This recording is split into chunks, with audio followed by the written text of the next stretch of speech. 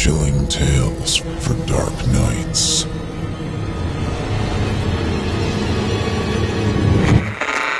The following program is a production of Chilling Entertainment and the creative team at Chilling Tales for Dark Nights, and a proud member of the Simply Scary Podcasts Network. Visit simplyscarypodcast.com to learn more about this and our other weekly storytelling programs, and become a patron today to show your support and get instant access to our extensive archive of downloadable ad-free tales of terror. Thank you for listening, and enjoy the show.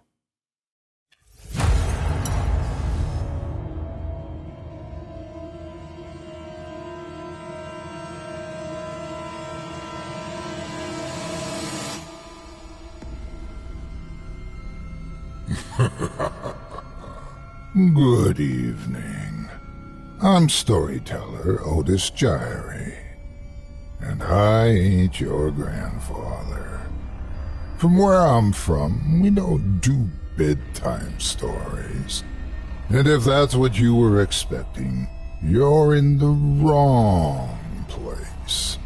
If it's terrifying tales you're after, well then, I've got just the thing. Get comfortable, settle in, turn off the lights, if you dare. Your night is about to get a whole lot darker.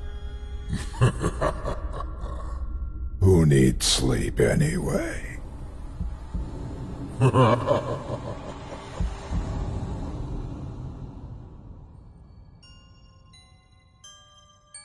Good evening. You're listening to Scary Stories Told in the Dark. Welcome to Season 2, Episode 8. I'm your host, Otis Gyrie. In tonight's episode, I'll be performing 4 stories for you about horrific headaches, paranormal pranks, uninvited guests, and faceless fears. You're listening to the standard edition of tonight's program, which includes the first 2 stories. If you'd like to show your support and enjoy an extended version of this and other episodes with twice the terror, visit simplyscarypodcast.com and click Patrons in the upper menu to sign up today. And thank you for your support. It's time to get started, so lock your doors, turn the lights down low, and settle in. The show is about to begin.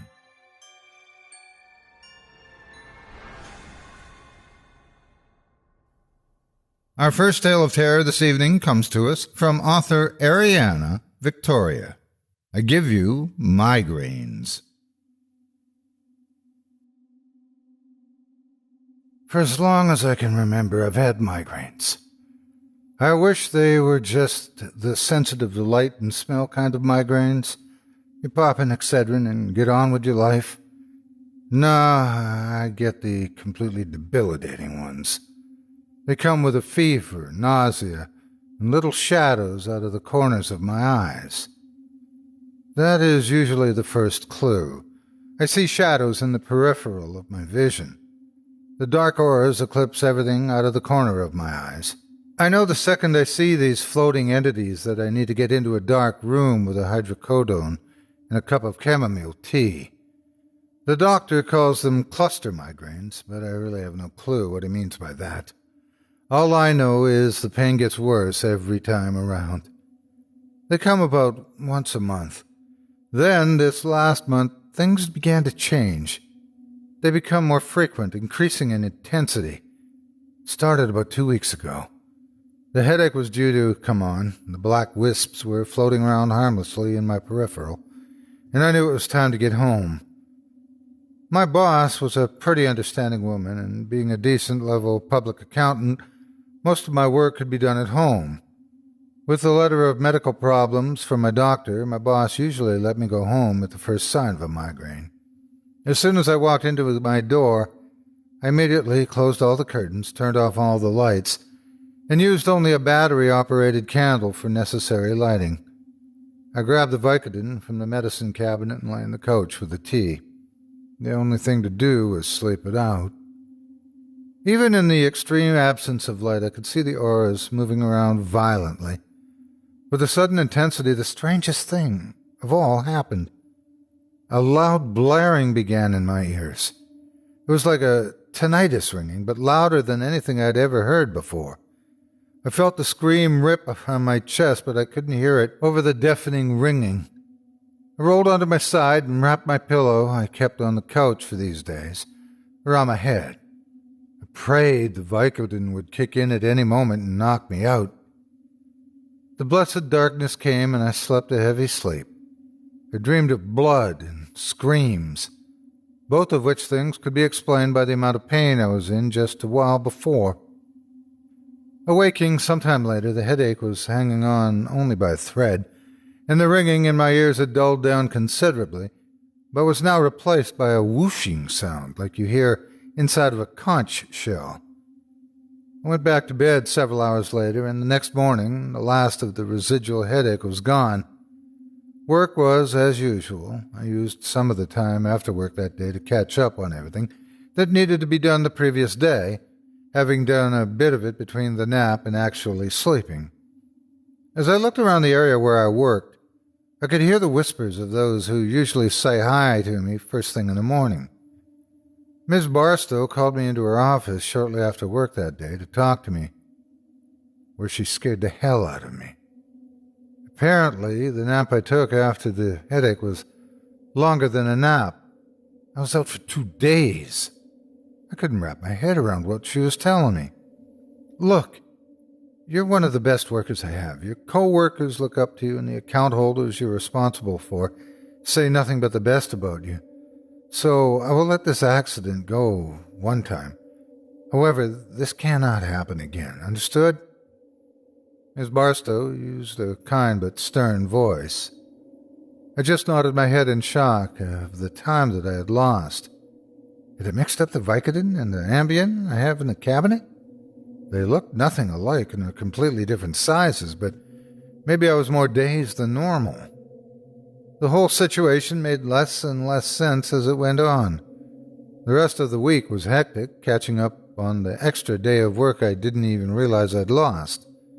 Sunday, I was off, as well as the following Monday. I was just sitting down to watch the game. I love football. And the auras came back. They were darker than usual, swirling more violently than before, more than ever before. It was almost like they were waving at me. The ringing started almost immediately after I noticed the auras. I didn't even make it to the bathroom to grab the painkiller. I just collapsed onto the floor, grabbing my head. The pain was searing from my eardrums, racing across the brain, setting fire to every neuron it crossed. It was as if boiling water was funneled into my skull. I stood up to head to the bathroom.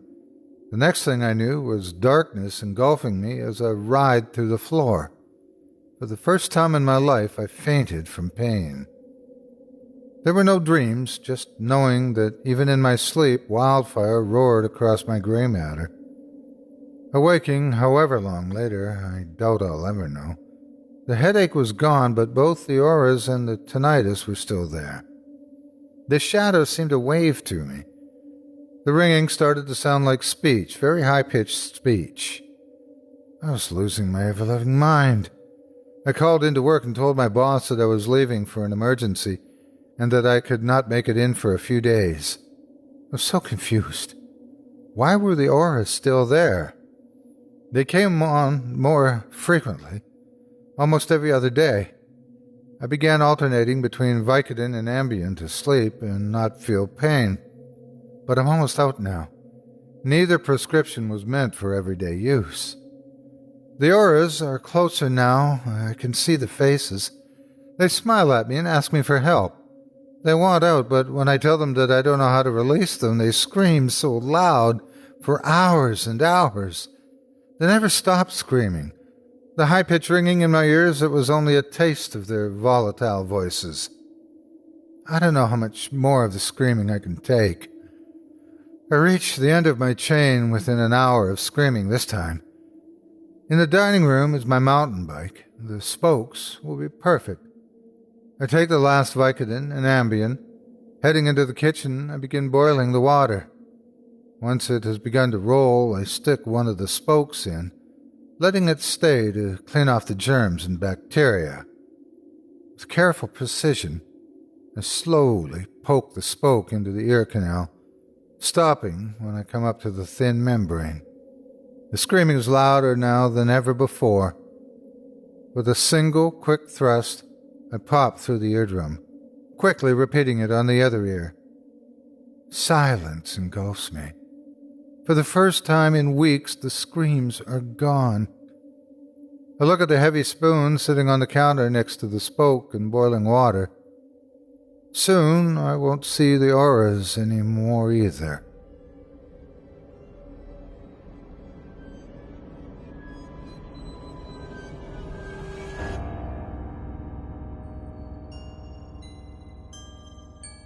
Our second story this evening is by author Harlan Guthrie, entitled The Prank.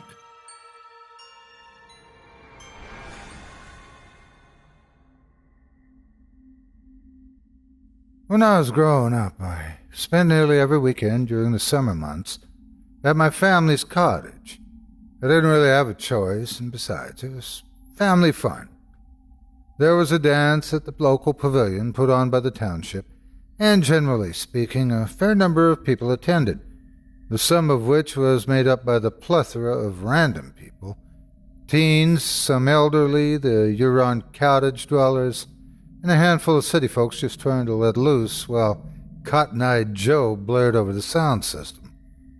My family fell into the latter category. Our cottage is set off a small lake fairly deep within the woods. You can walk almost any direction for a few miles before running into anything of substance. I imagined that it's part of the reason that my parents picked it. The cottage itself was actually built on the land my dad bought, brick by brick over a number of years, so we've all grown up with it. The cottage was constructed in the typical dollhouse shape. At least that's what we called it when we were kids. It had no basement, but did have a couple of other really cool features, including natural rock on the ground floor, which is what the house was built on. Another thing we loved as kids were the skylights in the upstairs bedrooms. Since there is no light pollution up north, you can lay in bed and fall asleep staring at the stars. Being safe and warm inside was a wonderful way to view that world, especially with a dad like ours who insisted on telling spooky stories around the campfire and had a penchant for playing pranks on his children. For the first few years of my time at the cottage, I was convinced that it was built on a Native American burial ground. Every summer, my dad used to tell a story of how a creature would crawl out of the lake and search for children to eat. Looking back, I get that it's all in good fun, but let me tell you that as a child, there were a lot of sleepless nights at our cottage. When we were younger, we loved going to the local dances, sliding around in our socks on the waxed pavilion floor, trying to look cool in front of the other older kids who had been dragged to the dance on Saturday nights. We actually had to drive past the pavilion itself on our way to and from the cottage, so to get back out of it on Saturday night, you have to drive maybe 15 minutes back down a winding, one-way road which twisted and turned towards our summer home away from home. And the road itself was surrounded by trees, so any slight deviation in the path could lead to a head-on collision with a tree. This can be especially dangerous at night, after having a few drinks. For that reason alone, the road was no stranger to accidents. One night, we were coming back from a dance, maybe around 11 o'clock. Part of the deal, after making the 1.5-hour trek to the cottage, was that once we met the one-way winding road just past the pavilion, we were always allowed to take our seatbelts off. Why? I have no idea. It's by far the most dangerous part of the journey. Yet this has always been tradition, to this very day, on the rare occasion when I go up there with my friends. Even they know the rule and unclip their seatbelts at the appropriate time. On our way back this particular night, however, my dad had a brilliant idea. And 10 minutes out from the cottage, at the darkest point in the road, he let out a curse word. "Damn it," he rasped, a bit under his breath. "What?" my mom replied. Even to this day, I don't know whether my mom was playing along or simply just as curious as to what was happening. Either way, it was convincing. "Something's up with the car," my dad said in his serious voice.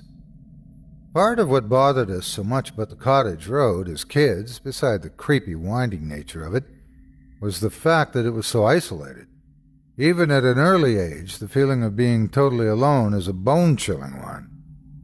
After a brief moment and a few more curse words, the car rolled to a stop and the engine cut out. As the lights turned off and the car became bathed in darkness, my brother and I shared a look of absolute panic and fear. All light disappeared in an instant. The road was pitch black, and immediately outside, the world beyond the car became crystal clear. At this point, my mother must have got the joke because she started playing along. "Oh no, kids, I think we have to walk back," she said without turning her head towards us, probably because she was grinning. My brother and I shot a look at my sister in the back seat, who at this point was just waking up after passing out at the dance. She's the youngest of the three of us, and of course, the most susceptible to believing Dad's lies. But then and there, I think we all felt like my mom was telling the truth. We kept saying, "Try the car again." We asked questions like, "How can it be dead? And what happened? Is it the tires?" The fact that we obviously knew nothing about cars helped my parents sell the lie. After an exasperated sigh from my dad, he turned to us, and in his serious tone that we'd all come to fear after hearing it countless times, he said, "Okay, kids, how about?" Being stuck in a dying car on a one-way cottage road in the middle of the night as a young child was a terrifying ordeal. Being told that you need to get out and walk home when you also don't really know the way is an even more terrifying situation. Luckily, the eruption of tears from my younger sister was enough to put an end to the joke. My parents didn't dare let their fun end, though, and remained in character. "Well, I guess I'll try the car again," my dad said, and sure enough it started up, eliciting a sigh of relief from all three of us. In the moment, we were just glad to be in the safety of the car. They must have felt it was particularly funny because of the frequency they did it from that moment forward. It became a regular thing, and anyone who visited the cottage for the weekend got dragged along to the dance and got a grand showing of the stalled car routine. By the third or fourth time, we'd had all manner of people in the van with us when it happened. Grandparents who played along, friends who nervously acted tough, and a slew of aunts and uncles who took my dad up on his offer of getting out and walking home on more than one occasion.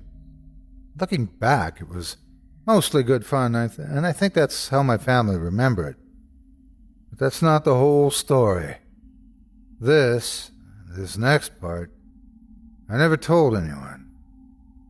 As I said, we never wore our seatbelts on this country road, and once this was realized by everyone coming with us to the dance, the prime seating for the children became the trunk. The van had a large rear window, as most family vans do, and seeing the red lights of the van illuminate the road behind us as we drove the twisted trail home was exhilarating. That, and it was just so neat to watch the road trail out before you. My best friend, Tommy, and I, who were maybe 11 at the time, old enough to know things are jokes, but young enough to still get rattled, and when the time came to pile into the van, to take the winding road back to the cottage, we sat in the trunk. Tom and I sat in the back seat and watched the road barrel away from us as my dad took us back to the cottage, and as if on cue, a familiar sound came the front seat. "Damn it," my dad said under his breath. To my brother, sister, and I, we knew what this meant. However, no matter how many times it had happened, it still unnerved me. Maybe because just the idea of being stuck in the woods terrified me, or maybe because each time my dad would add another level of tension, such as a longer wait, getting out and checking something under the car, or sometimes actually making us get out. This time was different. The car rolled to a stop and he turned off the ignition. I turned toward the front of the car and saw Dad putting on his show for my sister and her friend, while my brother, being almost 14, probably tried helping my dad weave his tail. I watched them for a few minutes as the silent woods creaked around us with each gust of wind outside the car, and eventually I turned back to Tommy, who was staring out the back of the van. All the color was drained from his face. "Tommy," I said, almost in a hushed voice of concern. He didn't stir, he just kept staring out the back of the window as the front of the van continued their routine. I saw tears well up in his eyes, and I turned to see what he was looking at.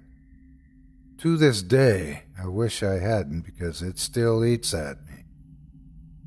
On the cusp of the woods behind the van stood something staring at us.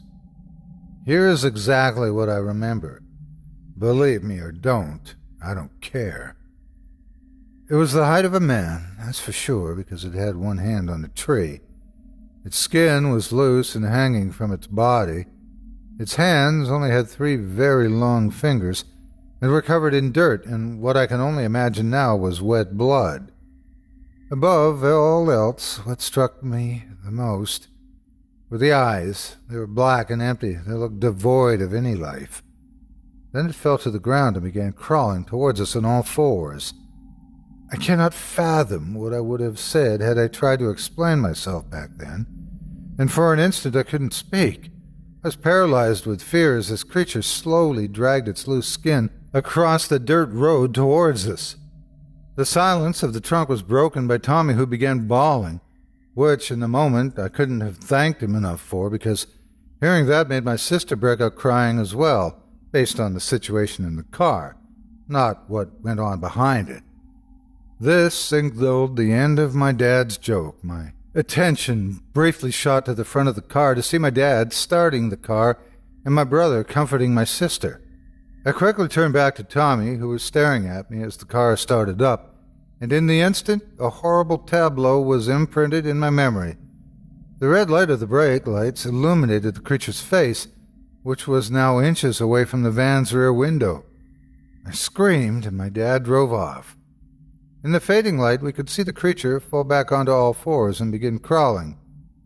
Just typing that has made me remember that night more vividly than I wish I had to.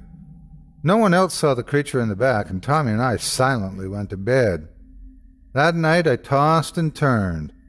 Tommy and I shared one of the bedrooms, and I don't think he slept all night. I did eventually pass out around 3 or 4 a.m., confident that at least I was safe in the cottage, but it wasn't a sound sleep, I remember. When I woke up the next day, Tommy was packed and ready to go, his stuff by the door. The two of us shared a knowing look, but something was wrong. His eyes were bloodshot with fresh tears, and I had a nagging feeling. Eventually, he pulled me aside. "Last night," he said. "I know, I saw it too," I said, trying to reassure him. "We're leaving today. It never happened." "You saw it too?" he asked, as if he didn't believe me. "Yes, of course," I said, concerned. "How the hell did you get to sleep then?" he asked, almost aggressively. "I don't know. I guess I just wanted to stop thinking about it on the road," I said, but he cut me off before I could finish. "No," he said, with tears welling in his eyes. "I mean, did you see it again last night, in the skylight?" To this day, in the bedroom upstairs, you can see the imprint of the creature's 3-fingered hand on the glass, the spot where its long fingers stretched out over a small portion of the window, leaving a greasy red stain behind, a constant reminder of the creature that found us after a simple prank my dad played. 10 years went by, during which I didn't speak so much as a word to Tommy. Then one day I became convinced that I ought to see what Tommy is doing, maybe reminisce a little bit, talk about the old times, maybe the creature. So I tried getting in touch with my old friend. For all I knew, the creature was put out of his mind, and if that had been the case, I'd have been happy for it. But I needed to ask the questions I was afraid to ask. Did he ever see it again? Did he ever think about it? Was it all a bad dream? I spoke to my wife about what I should do, and she convinced me that seeing this thing through might be for the best. At the very least, I should check up on him and see where it leads. She's beyond understanding, and I couldn't go through this without her. The last I'd heard, Tommy had moved downtown with his girlfriend. I didn't have his number or address or anything like that. In truth, we weren't even acquaintances anymore. I hadn't even added him on Facebook. He got really weird after high school, big into drugs, and became a bit of a recluse. So, after sitting on it for a bit, I thought maybe the best way to get a hold of him was to go through his mom. His mom and I were close, as childhood friends and their parents usually are. When you grow up spending every weekend or even the occasional weekday dinner at their house, you naturally get close. Tommy's mom worked at Home Depot. My wife and I had run into her a few years ago and had some simple chit-chat. This is where I learned about where Tom, was now. I often forget that the names we call each other when we're younger usually fade away when we grow up. Hearing his mom call him Tom was a sad awakening to the amount of time that had passed since I last spoke to him. She told me what had been going on in his life, how he didn't talk to them much anymore, that he'd shied away from being as outgoing and as social as he was when we were younger, and I appreciated her talking about him. At that time, I remember not being concerned with the fact that Tommy had changed because, well, people change. But this was years ago. He may not even be living in the country anymore, let alone still downtown with his girlfriend. So, yesterday, after work, I stopped by Home Depot in hopes that she was working. I think part of me hoped that she wasn't. I know this sounds horrible, but put yourself in my shoes. This way I could use it as an excuse, tell myself that I tried, and just go back home and forget the whole thing ever happened. Unfortunately for me, she was working. When I approached her, I immediately knew something was wrong. We had known each other for over 15 years, and every time I'd seen her during that time, she'd greeted me with a hug, a smile, or at least a polite nod. But today, all I saw on her face was immense sadness. I don't want to go through the exact scene play by play. I'm going to get straight to the point. Tom's dead.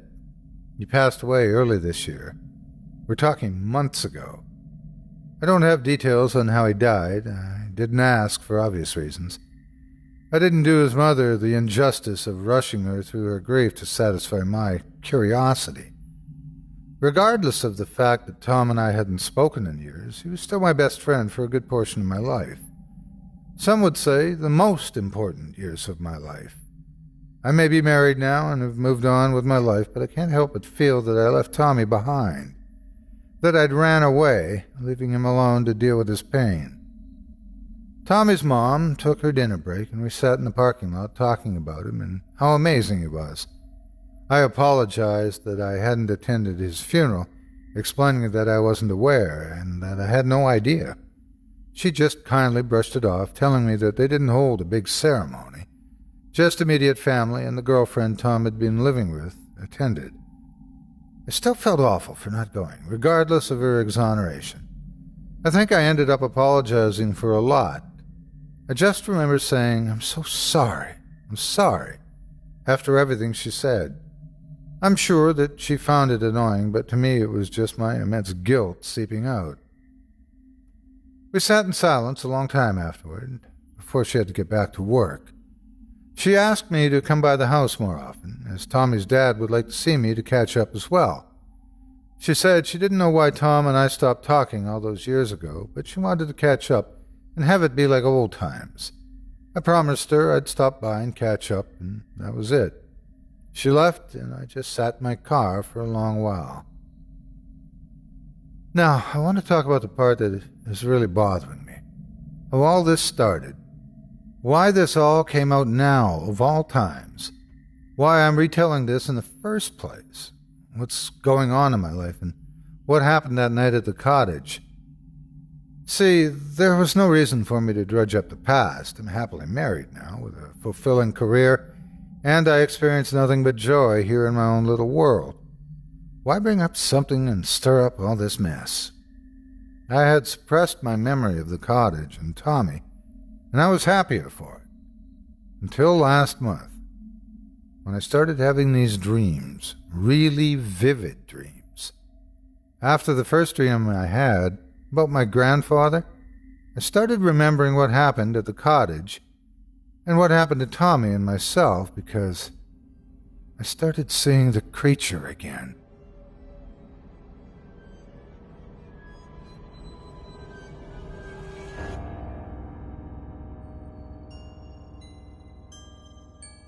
Thanks for joining me tonight for Scary Stories Told in the Dark. If you like what you heard and would like to hear a premium extended edition of tonight's episode, which includes 2 more terrifying tales, visit simplyscarypodcast.com today and click the Patrons link in the menu at the top of the screen. You'll find yourself on Chilling Tales for Dark Nights, where you can sign up for a season pass and get access to all 24 ad-free extended episodes from this season, or sign up as a patron for just $5 per month and get access to not just my show, but our network's audio archive of hundreds of previous releases, including premium versions of our other shows, such as the Simply Scary Podcast and Horror Hill. Not only that, but you'll be lending your support to this very program and help me continue bringing nightmares to life each and every week. Thank you very much for your support.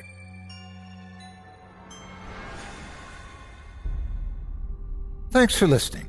You've been listening to Scary Stories Told in the Dark, a production of Chilling Entertainment and the creative team at Chilling Tales for Dark Nights, and a proud member of the Simply Scary Podcasts network. Visit simplyscarypodcast.com today to learn more about our network and our other amazing storytelling programs. Tonight's program was hosted, and its featured stories performed by yours truly, Otis Gyrie. Selected stories have been adapted with the kind permission of their respective authors. Original music provided by Luke Hodgkinson and Jesse Cornett. Sound design and final mixing and mastering provided by executive producer and director Craig Groshek. Program's artwork and logo by David Romero. If you're looking for some fresh tales on a daily basis while waiting for the next podcast, check out my YouTube channel, the Otis Gyrie channel, and my extensive collection of narrated tales there. Simply search on YouTube by my name, and you'll find me. And don't forget to subscribe and press the bell notification icon to get my latest releases. Got a scary tale of your own that you'd like performed? I take submissions. Email it to me today at otis@simplyscarypodcast.com to have your terrifying tome considered for production in a future episode of this show. That's OTIS@simplyscarypodcast.com. If you've enjoyed what you heard on tonight's program and are joining us on your favorite podcast app, subscribe to us to be sure you never miss an episode, and leave a 5-star review and a comment. Your feedback means a lot to me. You can also follow Chilling Tales for Dark Nights and yours truly on Facebook to connect anytime and get the latest updates on this and other programs and my channel. If you're listening on the Chilling Tales for Dark Nights YouTube channel, do us a favor and hit the subscribe button and the bell notification icon for CTFDN as well to get more spooky tales from me and the crew and another episode of this program each and every Wednesday. And don't forget to hit that thumbs up button to tell us how we're doing and leave a kind word or a request. And don't forget to visit us at chillingtalesfordarknights.com and consider supporting the team by becoming a patron. In addition to helping us out, you'll get exclusive access to our audio archive and ad-free downloads of all your favorite stories, including those you've heard on this program. As for me, I'll be back next Wednesday with more terrifying tales to keep you up all night. But that's all right. Who needs sleep anyway?